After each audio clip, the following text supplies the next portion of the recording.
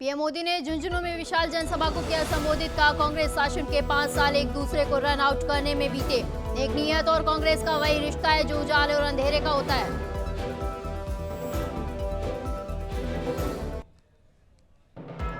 तेलंगाना में बीजेपी के राष्ट्रीय अध्यक्ष जेपी नड्डा का धुआंधार प्रचार। जेपी नड्डा ने कहा कि भाजपा की लड़ाई परिवार से है। चाहे फारूक अब्दुल्ला, अमर अब्दुल्ला हो या चाहे तेलंगाना में केसीआर के बाद केटीआर हो, भाजपा लड़ेगी और हराएगी।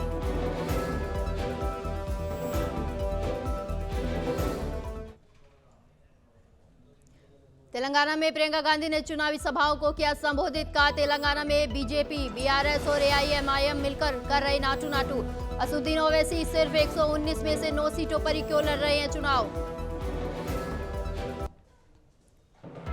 राहुल गांधी की बूंदी में विशाल जनसभा। का नरेंद्र मोदी जी हर भाषण में खुद को ओबीसी कहते हैं और जब हक देने की बात आती है तो कहते हैं देश में कोई जाति नहीं। विश्व कप का महामुकाबला लगातार जारी। भारत ने ऑस्ट्रेलिया को दिया 241 रन का लक्ष्य। गेंदबाजों पर रहेगा दारोमदार।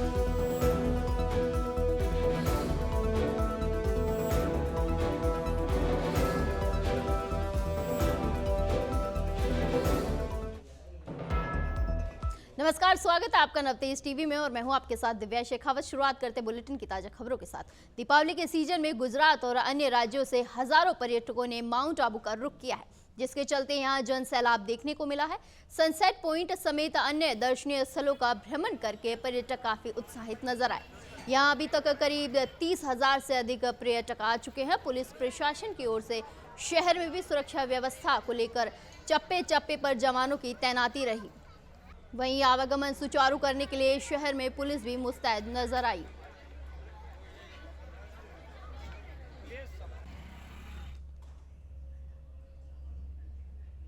पूर्व उप मुख्यमंत्री सचिन पायलट ने कांग्रेस प्रत्याशी वीरेंद्र सिंह के समर्थन में जनसभा की। इस दौरान भारी संख्या में कांग्रेसी कार्यकर्ता और जनता मौजूद रही। जनसभा में पायलट ने कहा, वीरेंद्र सिंह मेरा भाई है। मैं चाहता हूं कि दांता रामगढ़ की जनता वीरेंद्र सिंह को जीतकर विधानसभा में भेजे। वहीं जीतने के बाद हम दोनों पहले दिन एक साथ विधानसभा में जाएंगे। साथ ही पायलट ने बीजेपी पर निशाना साधते हुए कहा कि बीजेपी जाति और धर्म के नाम पर लोगों को लड़वाती है, जबकि कांग्रेस विकास के नाम पर यह चुनाव लड़ रही है।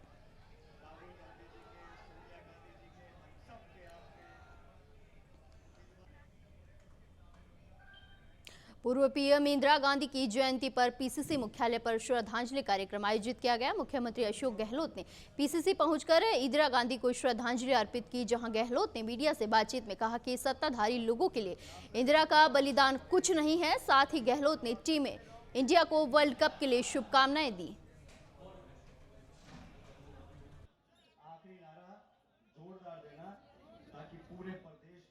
इंदिरा जी महान नेता थी जिसने इस देश का इतिहास नहीं भूगोल बदल के रख दिया।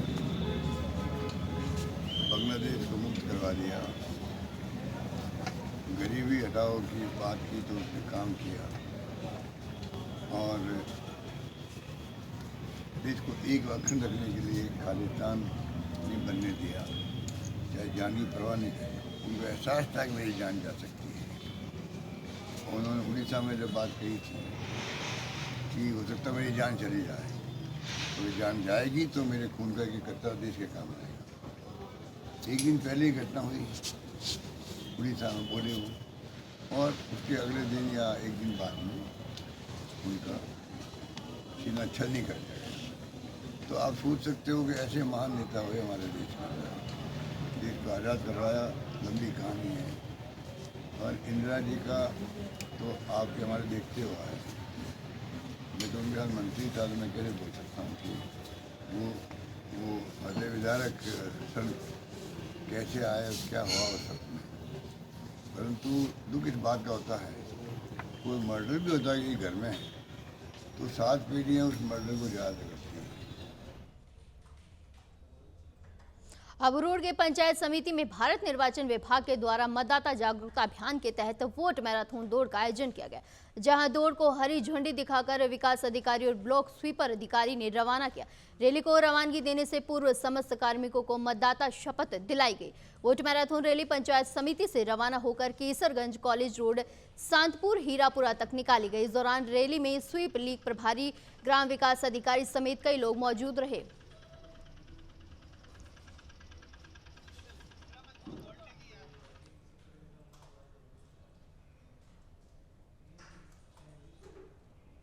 वर्ल्ड रिमेंबर्स डे के अवसर पर सड़क दुर्घटनाओं में अकाल मृत्यु को प्राप्त होने वालों को जिला परिवहन और सड़क सुरक्षा विभाग की ओर से पुष्प अर्पित कर श्रद्धांजलि दी गई। इस अवसर पर जिला परिवहन अधिकारी विजय कुमार मीणा ने कहा कि प्रतिवर्ष हजारों लोग यातायात नियमों की अवहेलना करने के कारण दुर्घटनाओं में अकाल मृत्यु को प्राप्त हो जाते हैं, जिन्हें बचाने के लिए जागरूकता की आवश्यकता है। इस अवसर पर परिवहन निरीक्षक समेत यातायात हेड कांस्टेबल और समस्त परिवहन स्टाफ उपस्थित रहा।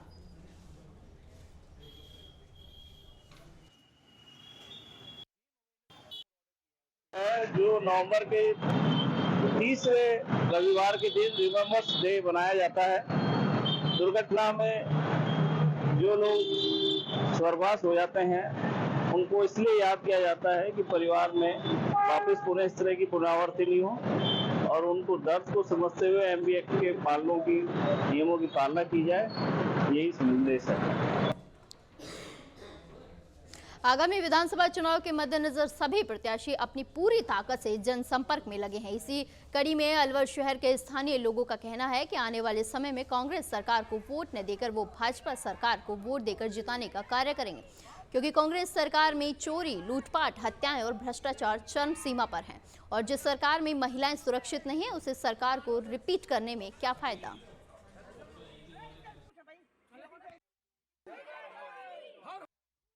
चुनावी माहौल की तो इस वक्त हम खड़े हैं वार्ड नंबर 26 में, जहां पर सरकार के बारे में स्थानीय लोग क्या सोचते हैं, इनसे बात करते हैं। क्या नाम है आपका? मेरा नाम प्रभुदयाल साहू, वार्ड नंबर 26, मकान नंबर 23।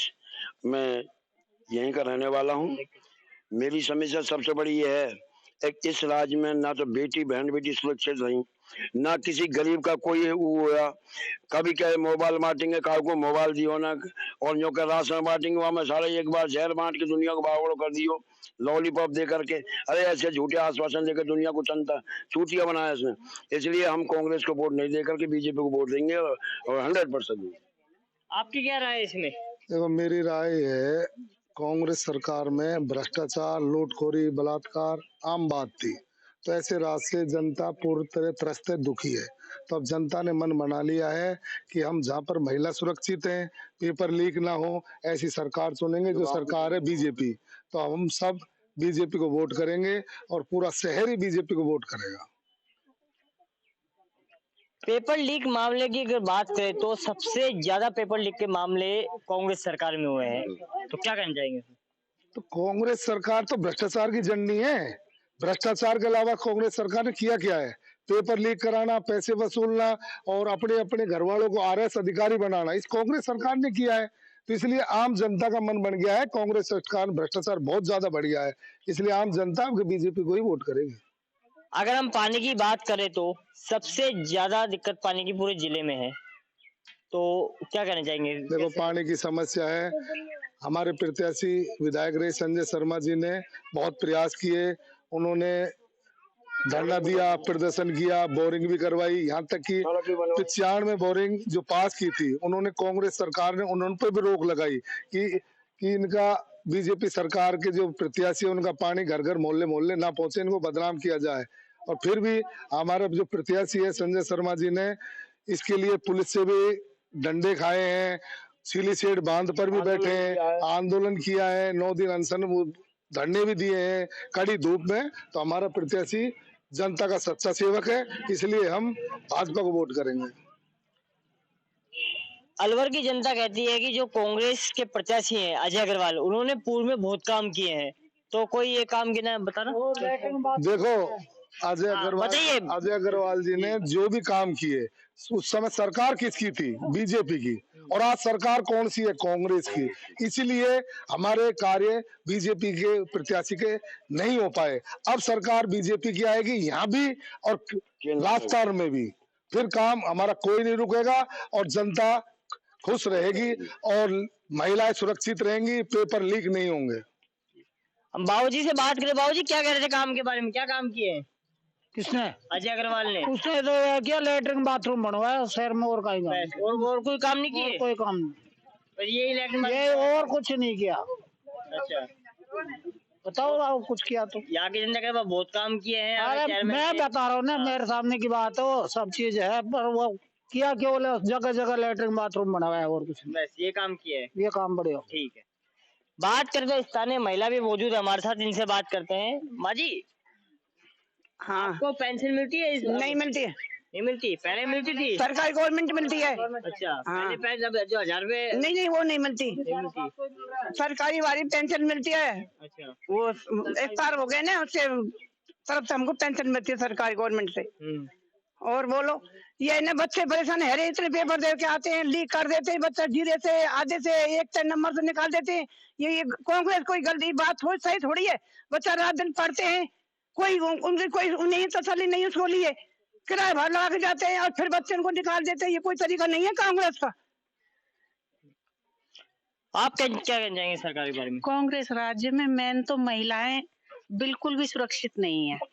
हमारे राज्य में हम बीजेपी की सरकार लाना चाहते हैं, संजय शर्मा ही जीतेगा और सरकार बीजेपी की ही आएगी। जैसा कि यहाँ के निवासियों का कहना है कि आने वाले समय में राजस्थान में भाजपा की सरकार आएगी। कांग्रेस सरकार ने जो भ्रष्टाचार फैलाने का काम किया है वो बिल्कुल गलत है। हम ऐसे ही और भी लोगों से आपकी बात कराते रहेंगे। मैं दीक्षित कुमार, नवतेज टीवी, अलवर। और वहीं राजस्थान विधानसभा चुनाव के मद्देनजर नवतेज टीवी की टीम पहुंची आदर्श नगर विधानसभा, जहां प्रचार प्रसार में जुटे बीजेपी प्रत्याशी रवि नैयर से वरिष्ठ संवाददाता उमंग माथुर ने की खास बातचीत।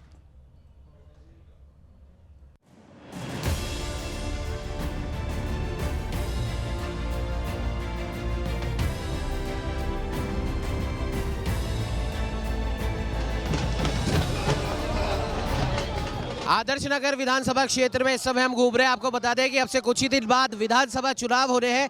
आदर्श नगर से बीजेपी प्रत्याशी रवि नैयर जी हमारे साथ है। जनसंपर्क अभियान पे वो निकले हैं। सर, जनसंपर्क अभियान बहुत जोरों शोरों से चल रहा है, कुछ दिन बाद ही चुनाव है, क्या कहना चाहेंगे? जनसंपर्क अभियान तो क्या है, मैं तो इनके परिवार का सदस्य हूँ, 35 साल में इनके बीच में हूँ।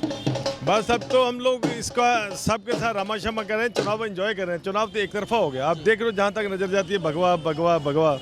और नौजवानों में, यूथ में, माताओं में, बहनों में देखो कैसे स्वागत किया है। चुनाव का रिजल्ट 3 तारीख को आएगा, रिजल्ट तो आप आज ही देख सकते हैं, एक तरफा चुनाव है। बिल्कुल, जिस प्रकार से बेरोजगारी का मुद्दा हो, महिलाओं का मुद्दा हो, किसानों युवाओं का मुद्दा हो, अब इस चुनाव में सनातन हिंदू संस्कृति तमाम ये मुद्दे भी जुड़ गए हैं। इसे देखते हुए क्या लगता है आपको? देखिए, 5 साल तुष्टिकरण, बच्चियों से रेप करके टुकड़े करके भट्टियों में डाला गया, बड़े बड़े मंदिरों के द्वार तोड़े गए, किसानों के साथ धोखा, कर्जा माफ के नाम के ऊपर उनका शोषण, नौजवानों के साथ शोषण। देखिए, नौजवान का, किसान का बच्चा गांव में बैठ के मोमबत्ती की लालटेन की लाइट के अंदर पढ़ता है, जब वो बस में सवेरे एग्जाम देने जाता है, उतरते ही उसको पता चलता है मेरा पेपर लीक हो गया। ऐसी भ्रष्ट और निकम्मी सरकार आज तक किसी ने नहीं देखी। हर तरफ आक्रोश ही आक्रोश है। और सनातन अब जाग गया। सनातन को ये लगा कि हमारे ऊपर ये बहुत बड़ा हमला हुआ है और ये विधर्मी जो विधायक हैं, इनकी जो तुष्टिकरण की जो नीति थी उसको सब समझ गए, अब कोई इनको मुंह नहीं लगा रहा। बिल्कुल सर, एक आखिरी सवाल ये है कि कल मुख्यमंत्री अशोक गहलोत और मल्लिकार्जुन खड़गे, राष्ट्रीय अध्यक्ष कांग्रेस के, 1.5 साल के बाद में हर्षदीप वाल्मीकि से मिलने जाते हैं और वहाँ से वो ये बयान देते हैं कि बीजेपी दलित विरोधी है। ये सब दुनिया जानती है कि दलित विरोधी कौन है। बाबा साहब भीमराव अम्बेडकर को ताज जिंदगी उन्होंने भारत रत्न नहीं दिया और दलितों का कितना शोषण किया सारी दुनिया जानती है। आप ये देखिए, भारत के जो प्रधानमंत्री हैं वो एक पिछड़े समाज से आते हैं, ऐसे ही प्रवास से, दलित परिवार से आते हैं। उन्होंने इस देश का, पूरे देश जो है सनातन उनको अपने पलक पामड़े बिछा के उनको अपने सिर पे बैठा रखा है। इनकी बात कहने से थोड़ी कोई फर्क पड़ता है। इन्होंने क्या किया दलितों के आज तक? बाबा साहब भीमराव अम्बेडकर के कांग्रेस ने बहुत बड़ा अपमान किया। और सर जैसे आदर्श नगर विधानसभा क्षेत्र से रफ़ीक खान जी हैं, कहीं ना कहीं उनके ऊपर एक धर्म को सहायता देने का आरोप लगता रहा है, लेकिन उस धर्म के लोग भी कहीं ना कहीं उनसे परेशान हैं। तो आने वाले विधानसभा चुनावों में जीत के बाद किस प्रकार से सभी धर्मों को साथ लेकर चलेंगे? धर्म को नहीं, एक विशेष ग्रोह को, जो अपराधी तत्व थे उनको उन्होंने संरक्षण दिया। आम धर्म के जो गरीब था उसको गरीब के कभी गए नहीं, उनको मोहल्लों में नहीं गए, लोग उनको त्रैम कर रहे हैं। मगर एक विशेष जो उनके साथ लोग जुड़े हुए थे, एक वर्ग के जो शोषण करते थे, जो पैसे का उनको एक हिस्सा देते थे, उनका उन्होंने मदद किया, क्योंकि उसकी शेयरिंग उनके पास जाती थी। ये थे हमारे साथ रवि नैयर जी, और उनका साफ तौर पर कहना है कि आने वाले विधानसभा चुनावों में, जो कि अब से कुछ ही दिन बाद मतदान यहाँ पर होना है, और अब आदर्श नगर की जनता समझ चुकी है कि जिस प्रकार से पूरे 4.5 साल 5 साल तुष्टीकरण की जो राजनीति चली है, अब उस राजनीति का अंत करने का समय आ गया और एक बार फिर से सनातन संस्कृति का परचम आने वाले विधानसभा चुनावों में लहराएगा। सहयोगी कैमरामैन कुलदीप के साथ उमंग माथुर, नवतेज टीवी। और वहीं आदर्श नगर विधानसभा के स्थानीय निवासियों से भी नवतेज टीवी ने की खास बातचीत और जाना कि क्या है जनता की राय और जीत कर आने वाले प्रत्याशी या पार्टी से क्या कुछ उम्मीदें हैं। आइए आपको भी सुनाते हैं। नगर विधानसभा में हम इस समय खड़े हैं। रवि नैयर यहाँ से बीजेपी के प्रत्याशी है। कुछ स्थानीय लोग यहाँ पर हमारे साथ मौजूद हैं तुलसीदास जी की बगीची में। भाई साहब, टिकट अब की बार बदला है बीजेपी ने, क्या लगता है आपको कि सही व्यक्ति को टिकट दिया है? व्यक्ति तो सही है, पर लेकिन देखो हिंदू धर्म की है, हिंदू धर्म में ही वोट गिनना चाहिए। हिंदुस्तान के नेतृत्व में ही यहाँ से कोई भी कार्यालय खोले, कोई भी कुछ भी करे, अपन तो ये चाहते हैं कि यहाँ से बीजेपी जीते। और जिस प्रकार से जो मौजूदा विधायक हैं रफ़ीक खान जी, उनके बारे में कहा जा रहा है कि उन्होंने पिछले 4.5-5 साल में तुष्टीकरण की राजनीति यहाँ पर खाली 1 साल में काम करा है, तो 1 साल में काम करने से थोड़ी होता है। पिछले 4 साल क्या मर गए थे क्या भाई? 1 साल में काम करा है, 4 साल में मर गए थे क्या? कौन से ऐसे काम है जो आपको लग रहा है कि जो आप कह रहे हो कि पिछले 1 साल में ही सारा काम करा? कुछ काम करो, 5 साल का इतिहास उठा के देख लो। घाट गेट पे वो रोड टूटी हुई है, अभी तक बनी नहीं है वो।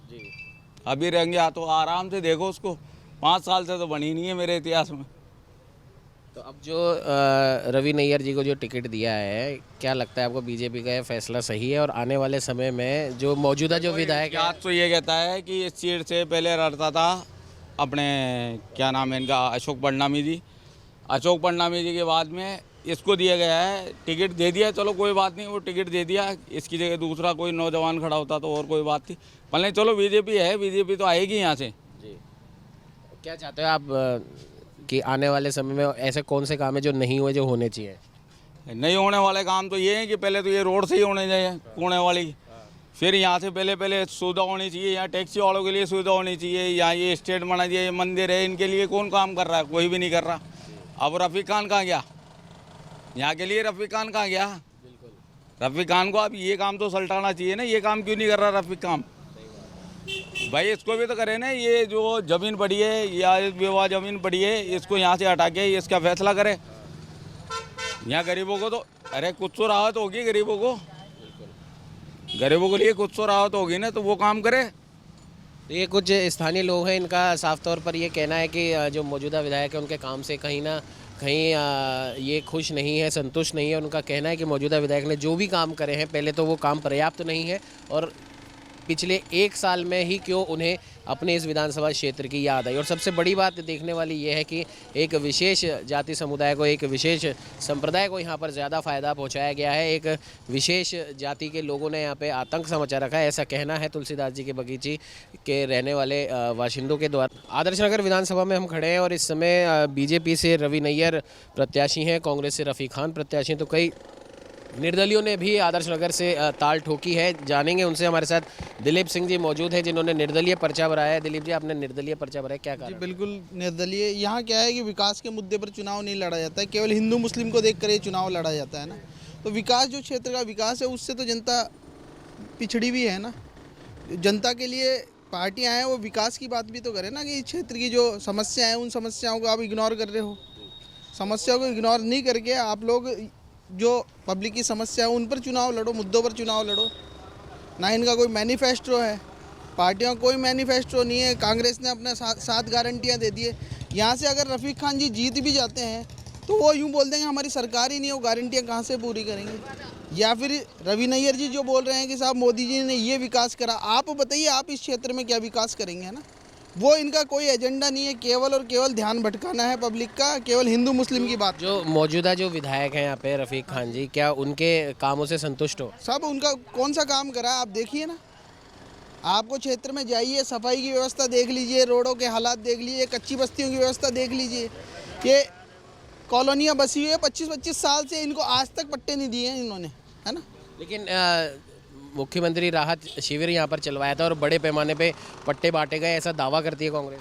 दावा करती है कहाँ पे, आप मेरे साथ चलिए, 100 पाव की बगीची, लड़ी वालों की बगीची, तुलसीदास की बगीची, आप क्या नाम से नीचे चले जाइए आगरे रोड पे, बहुत सारी ऐसी कॉलोनियाँ जिनको पट्टे नहीं दिए गए। जो स्थानीय लोगों से हमारी बात हुई है, उनका साफ तौर पर कहना है कि जो मौजूदा विधायक है उन्होंने अपने जाति समुदाय के लोगों को ज़्यादा फायदा पहुंचाया है, बल्कि उनको लेकर चलने था, सभी समुदाय को साथ लेकर चलना चाहिए था, जैसा कि पूरे 4.5 साल 5 साल मुख्यमंत्री खुद कहते हैं कि हम तो सभी समुदाय को साथ लेकर चल रहे हैं। लेकिन आदर्श नगर विधानसभा की सीट की अगर बात करें तो एक विशेष समुदाय को फ़ायदा ज़्यादा पहुँचाया गया है और एक तरीके से कई लोगों ने हमें यह भी बताया कि उस समुदाय के लोगों का एक आतंक सा यहाँ पर देखा गया पिछले 4.5-5 साल। नहीं, आतंक तो नहीं कह सकते हैं, लेकिन क्या होता है, जिस समुदाय से जो आएगा वो अपने समुदाय को फ़ायदा पहुंचाएगा ही पहुंचाएगा, राजनीतिक उनको लाभ देगा ही देगा, है ना। ये होता है राजनीति में, ये होता है ना। आज ही से नहीं, जब से आप देख रहे हो कि डेमोक्रेसी चल रही है तब से ये चीज़ें चलती आ रही है ना।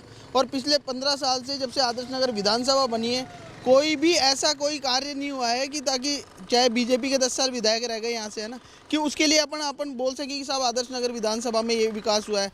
चाहे आप शिक्षा का मुद्दा देख लो, चाहे स्वास्थ्य का मुद्दा देख लो, किसी एक मुद्दे पर इन्होंने कोई काम नहीं करा है, केवल हिंदू मुस्लिम के इर्द गिर्द राजनीति को घुमाया है।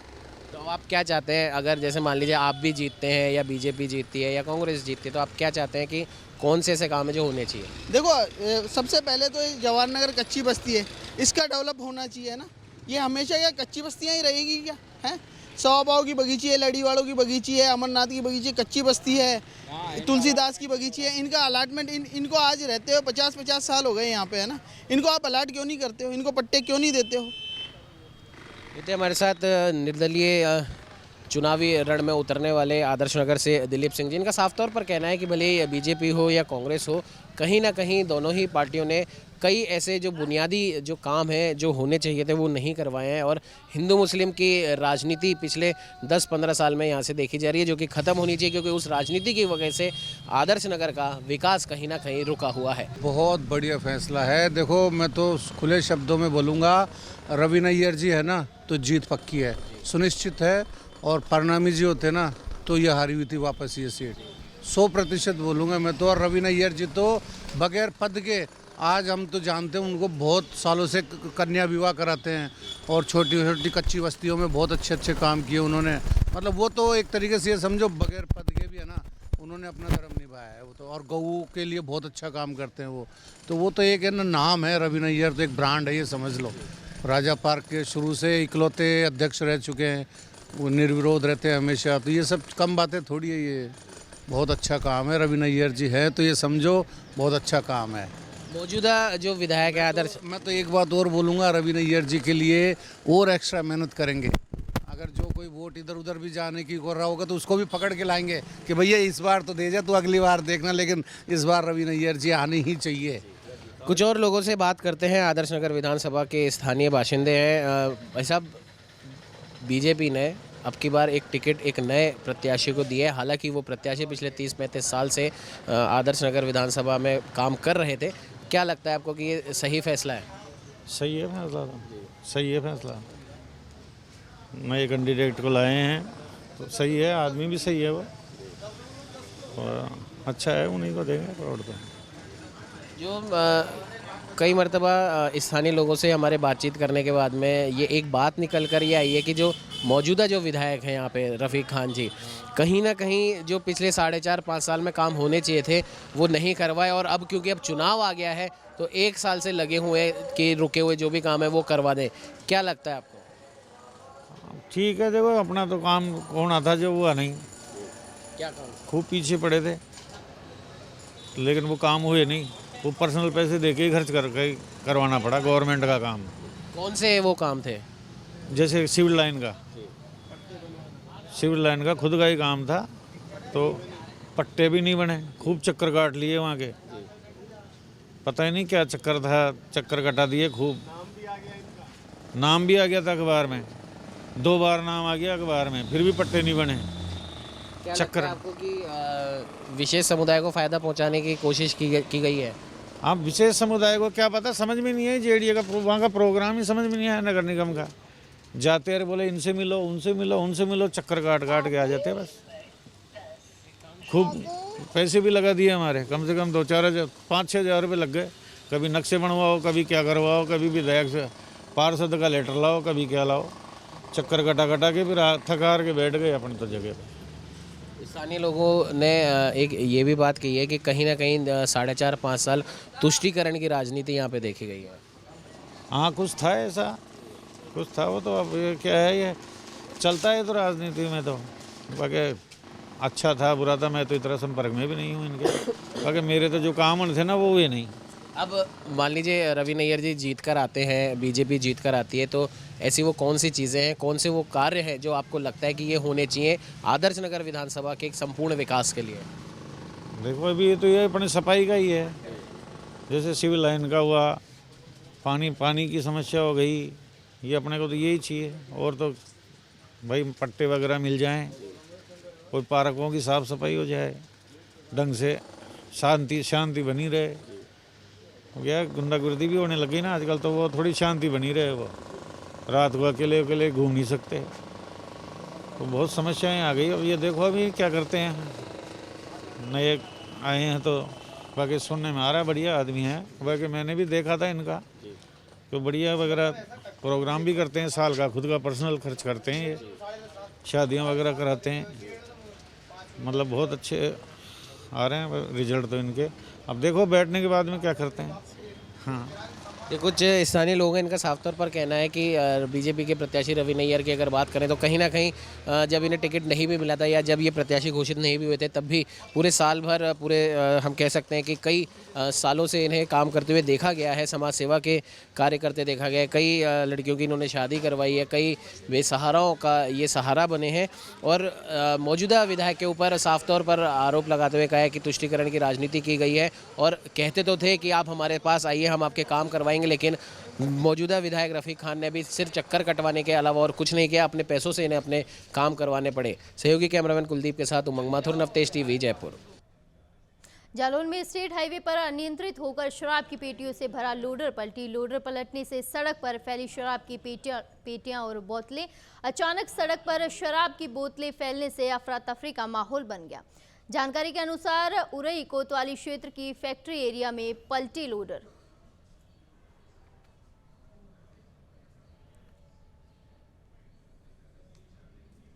कुशीनगर जिले के तुर्कपट्टी क्षेत्र के नूनिया पट्टी एचपी पेट्रोल पंप पर घटतौली का वीडियो सोशल मीडिया पर वायरल हो रहा है, जिसमें साफ तौर पर देखा जा सकता है कुछ पेट्रोल खरीदार द्वारा घटतौली की शंका होने पर उसे जांच के लिए एक माप में तेल डाला जाता है तो सच्चाई खुलकर सामने आ जाती है। वीडियो में साफ तौर पर सुना जा सकता है कि 100 रुपए की तेल में 50 ml तेल कम है। हालांकि नवतेज टीवी इस वीडियो की पुष्टि नहीं करता।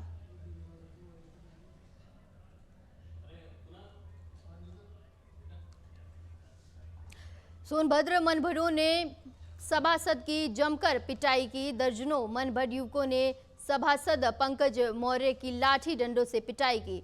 अनपरा नगर पंचायत के मालवीय नगर वार्ड से सभासद हैं पंकज मौर्य। पीड़ित सभासद ने पुलिस में मामला दर्ज कराया। फिलहाल पुलिस मामले की जांच में जुटी है।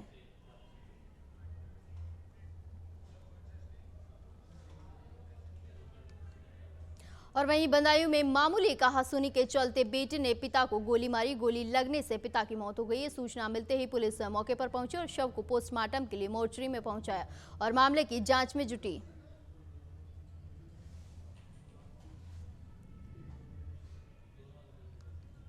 बदायूं में बाइक ने ईंट की भरी ट्रॉली में टक्कर मारी। बाइक सवार लोग दिल्ली जा रहे थे। हादसे में एक की हालत नाजुक है, एक का पैर फ्रैक्चर हुआ है। पुलिस ने मौके पर पहुंचकर घायल को इलाज के लिए अस्पताल पहुंचाया और ट्रैक्टर ट्रॉली को कब्जे में लिया।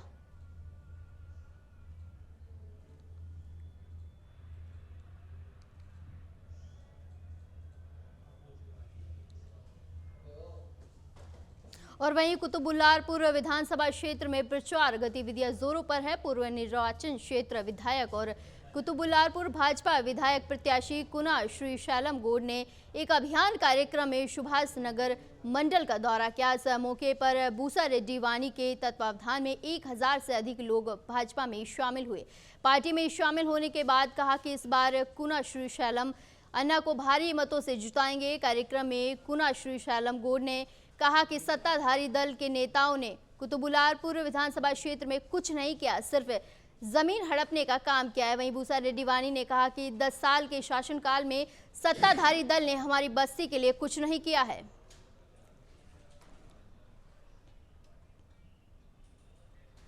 अभी के लिए बुलेटिन में बस इतना ही। जुड़े रहिए नवतेज टीवी के साथ। नमस्कार।